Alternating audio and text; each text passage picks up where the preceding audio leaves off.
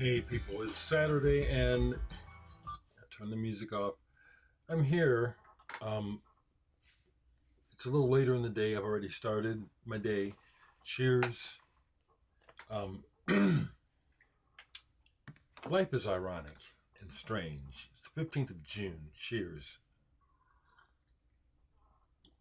So I had a week from hell in many ways with car repairs and the storm and stuff. I mentioned to you yesterday that I was thinking about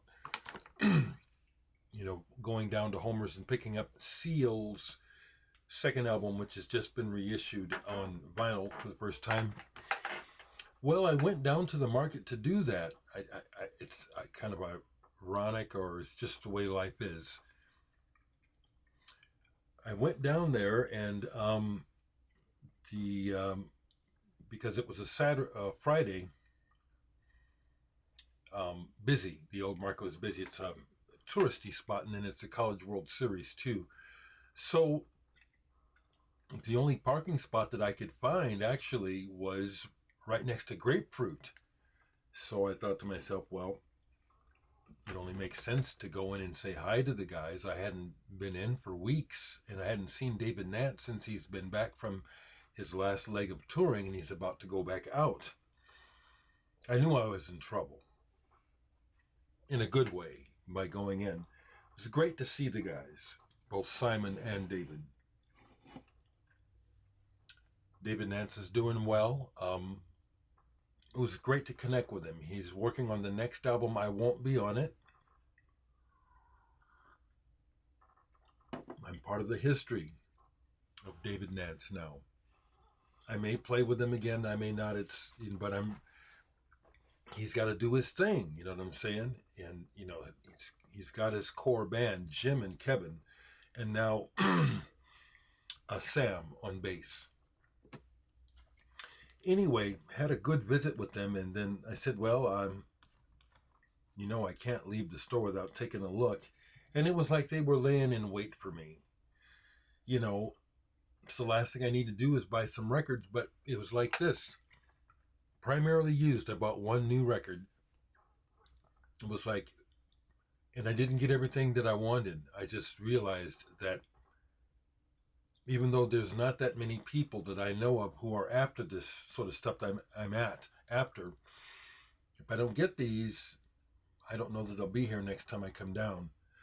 So I bought some records, and I'll show them to you as well as celebrate the Muffins. This is the 46th anniversary or birthday of the release of this album, Manna Mirage. Came out in 1978. Dave Newhouse. If you see this, kudos. I discovered this band through my reading about an interest in progressive rock music and Canterbury. This is not a Canterbury band, but they take a lot of influence from that. This is a really, really good record. So I have this out because I posted some pictures of it. But this pile, I hardly know where to start. Okay, I'll start with the new release that I bought. Well, there it is. So this just came out. It's the Chills Brave Words, their first album remixed. The story is inside where Martin Phillips talks about how he was ultimately not happy with how the album was mixed when it was released. Too much reverb for him and yada yada. And so when he had the opportunity to get a hold of the tapes and do it properly according to him, this is what we have. So I had to get this double album, white vinyl. And I agree with Martin. This is much better. I haven't listened to everything that I'm going to show.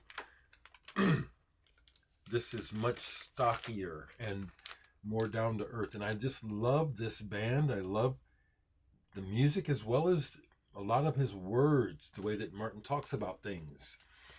It's conversational, but it's also whimsical, if you know what I mean. He's got an interesting mind.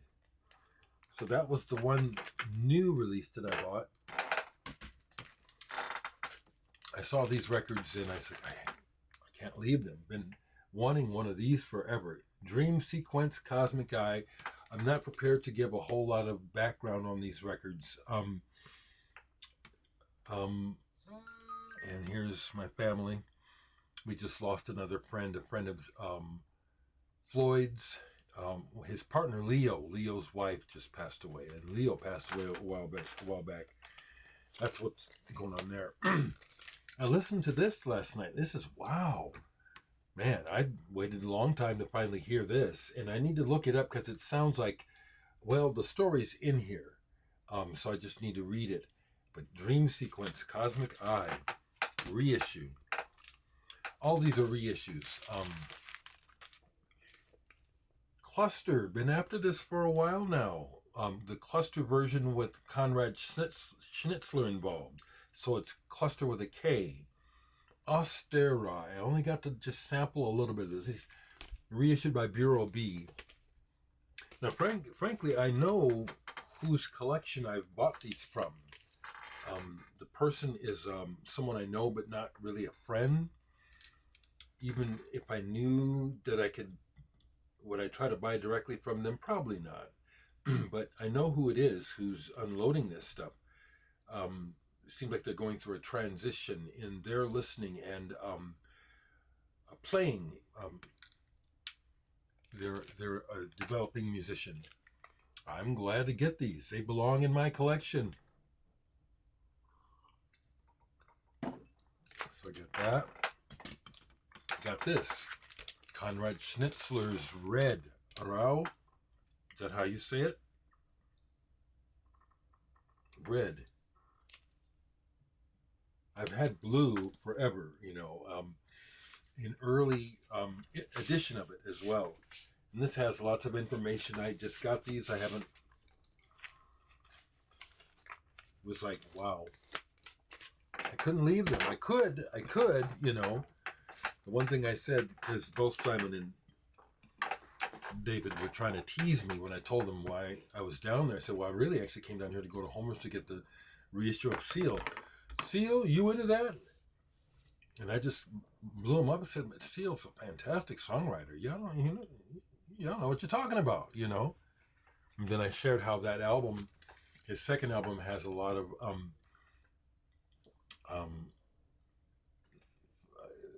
good memories from Japan. It was one of the albums that we played in the van, going back and forth from Tokyo to work with my partners for the summer. Love that album. But I never made it to Homer's because I blew out. I spent as much as I felt that I could safely, and I still left a lot. And that's, had to leave a lot behind. But I finally got this, and this I played. Like I said, I haven't played everything. This is wonderful. The ecstatic music of Alice Coltrane, Turiyasangitananda. I remember when this came out, and I just kind of I liked the cover, but I was kind of thinking maybe this is just like, exploito after the fact. Wow, no. I've only played one album of this. This is fantastic. Spiritual, progressive. The music is the organ and the keyboards. It's like it's progressive rock on a spiritual high. This is like, wow. I was like, from the very first burst of sound, I was surprised. I mean, I have Alice Coltrane and I understand, what her life trip was. But wow, this is good. I mean, wow. I was so pleased to find this because, you don't see her records. This woman is a pioneer of exploration through sound and doing things that are like events, but working with nature and with, she's deep. Annea Lockwood. I got another Annea Lockwood album. Tiger Balm, Amazonia Dreaming, Immersion are the 3 pieces on here, and it gives extensive notes. The woman is incredible, like a Pauline Oliveros or a Iliane Radic. Is that how you say her name?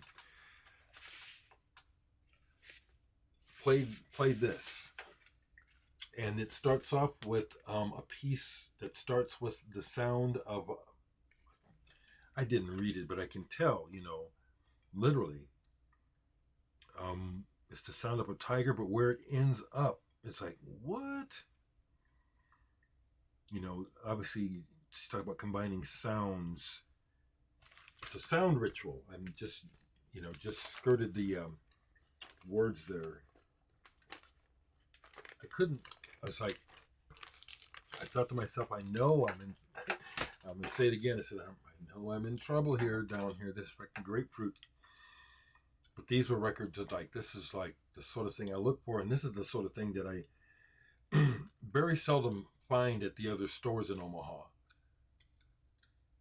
This next one was like major score, even though it's a reissue. I don't know that I've ever seen an original or that I ever will. So when I saw this,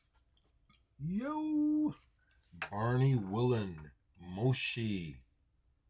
This is one of those records, came out in 1969.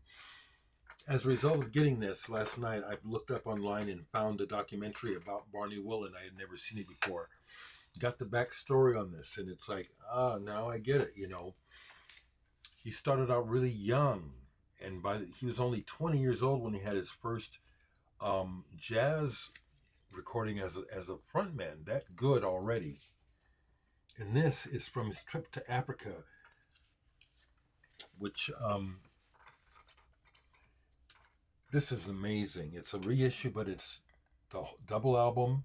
It's a DVD of the film that was made as a result of that trip. This huge book, and these are some fascinating photographs where he gets pictures of this particular tribe that is like, you don't see this, and it's fascinating. I've only listened to just a little bit of this, but this was like major score. And it's one of the, at the time that Miles Davis is working on Bitches Brew, this is going down in Africa. And Barney, he fits. It's real. It's like his playing. There's the documentary that I watched, Archie Shepp made a comment. He said, seemed like he was more black than white. And that's not an offense to white people, but it's more like, boy, does he feel. And it's like the music is not it's coming straight from down here. And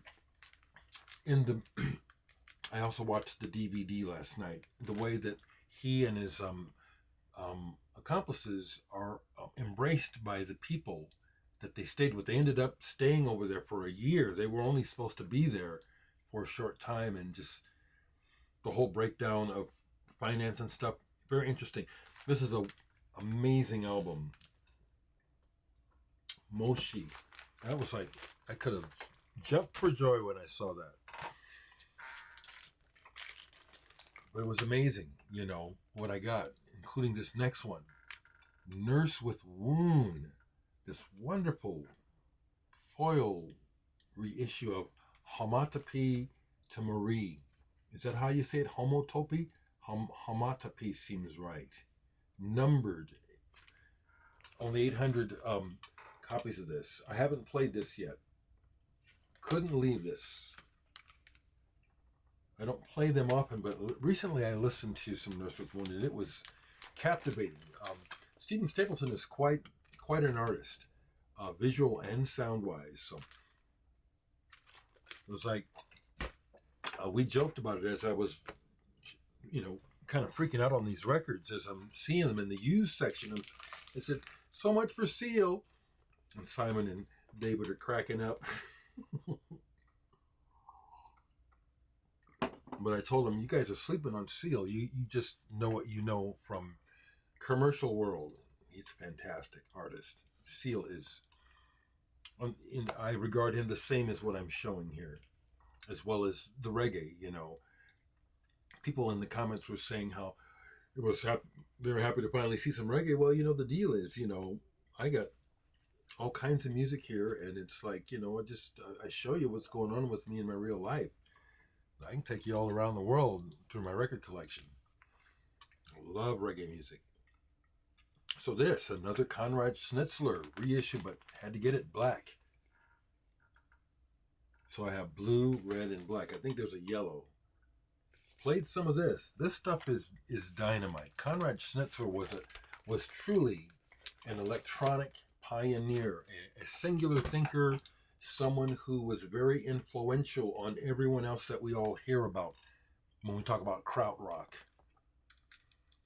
Schnitzler was the shit. Just a couple more, and will I show them all? I'm almost through them. And the thing is, I have to be cool. I have to just be happy here and not think about what I left behind, because I blew a wad, I'll survive. It's not like I'm getting the roof fixed right away, but, it's like I need to be ready for stuff like that. But this Music on Vinyl reissue, along with Timeless Jazz, so nicely, I had to grab it. Pharoah Sanders, Africa. This is from the 70s.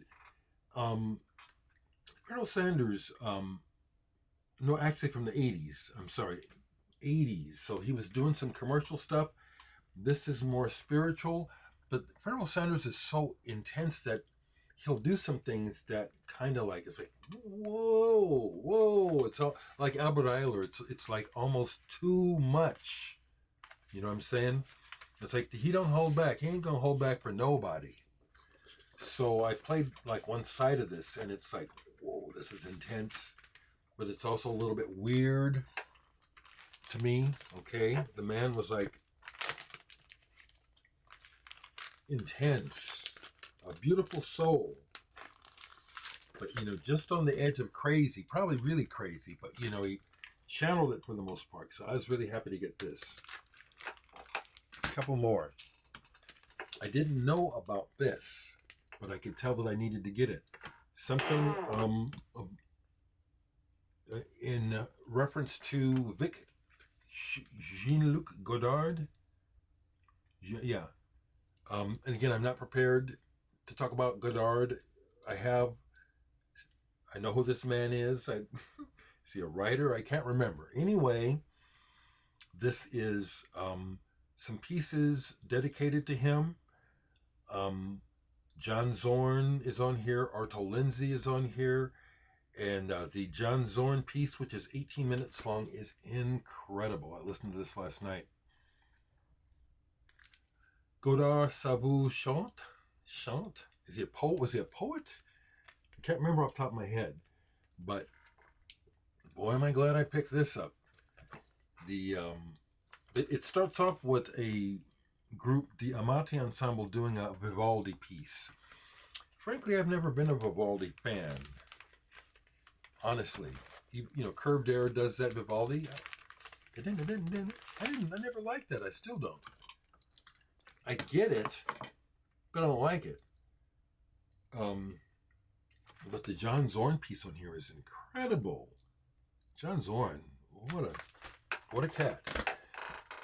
He has a lot of stuff. I only have a few things by John Zorn. He'd be someone that would be really, I'd be crazy to try to collect him. Like I said, when I saw these, I shook my fist at Simon and said, "You've been laying in wait for me with these records." And then when they totaled it up, it was funny. He said, "Well, I guess David and I can go home now. That's a day." I said, "No kidding." But they gave me a discount, so I can't complain. This I didn't know about, and when I looked it up, it's like, yes, I did know about this. Christina Kubisch and Fabrizio Plessi. 2 and 2 from the early 70s. Early work with marrying video and audio. I just played one piece of this. This is just what I'm looking for. This is mesmerizing. And it's a simple thing that they're doing, but it's like the sound that it's like it just pulls you in, and you don't want it to stop. This is a reissue. I looked this up, and again, to find an original, this would be hundreds. But when I saw it, it's like, that's something. Real glad about this. I did listen to this. I played some of this. Pascal Camelot. I'm not prepared to talk about him beyond I know that he is known for doing work with toys, making wonderful music with toys, among other things. But this Parallelo, I just got through one side of this, and this is, again, just what I'm looking for. Just what I'm looking for. It's hard to describe. There's electronics involved. There's those elusive type of melodies that I love to hear. It's like, where have I heard that before, even though I've probably never heard it before, but it's so luscious. It's so wonderful. Pascal Camelot. And then these are the last two, because I blew a wad. I did. I couldn't leave these. I left several back, and if you can tell by what I have here, it's like what I left behind is, some of it will still be there.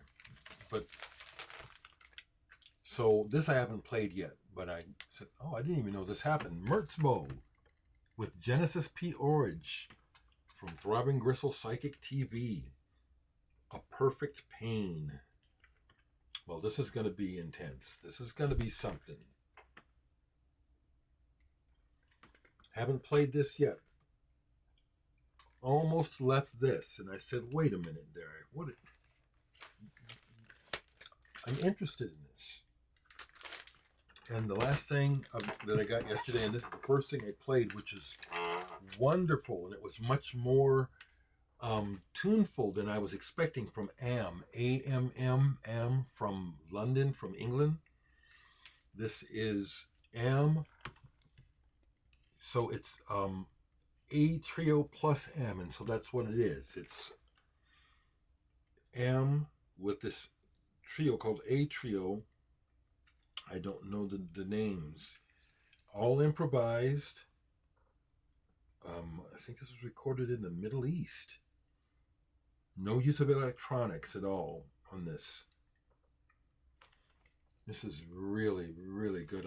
This is like, so as you can see from the titles, it's like, this was like just some incredible, not run-of-the-mill stuff to come across. So I had to get it. And I'll survive financially. I will. Had to share it with you folks. I'm in for some good listening this weekend. I hope you all are okay. Take care.